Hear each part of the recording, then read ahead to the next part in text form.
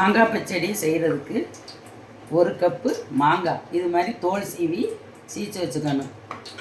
வெல்லம் ஒரு கப்பு, திராட்சை முந்திரி ஏலக்காய் நம்மளுக்கு வேணுங்கிறத போட்டுக்கலாம்.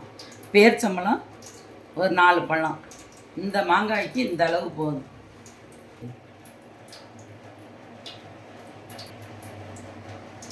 நெய் ஒரு ஸ்பூன் போட்டுக்கணும், வாசமாக இருக்க. திராட்சை முந்திரியே அதில் போட்டுக்கணும், டேஸ்ட்டாக இருக்கும். ஒருத்தர் வரமிளகா கடுகு இதெல்லாம் போடுவாங்க, நாங்கள் இது மாதிரி செய்வோம். இது மாதிரி செஞ்சு பாருங்கள், நல்லாயிருக்கும். இப்போ மாங்காயும் இதிலே போட்டுருவோம்.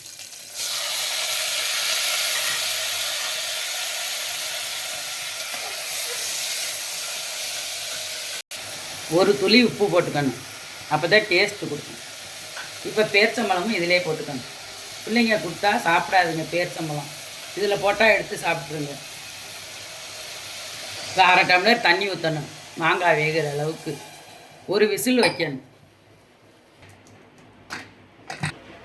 மாங்காய் பச்சடி ஒரு விசில் விட்டு எடுத்தாச்சு. இது மாதிரி கொலைய வெந்திருக்கும் நல்லா. இப்போ வெல்லம் போடணும்.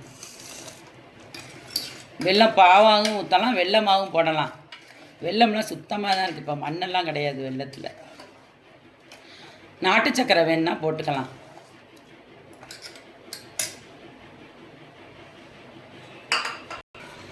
வெல்லம் நல்லா கரைஞ்சிருச்சு, இது மாதிரி இருக்கணும்.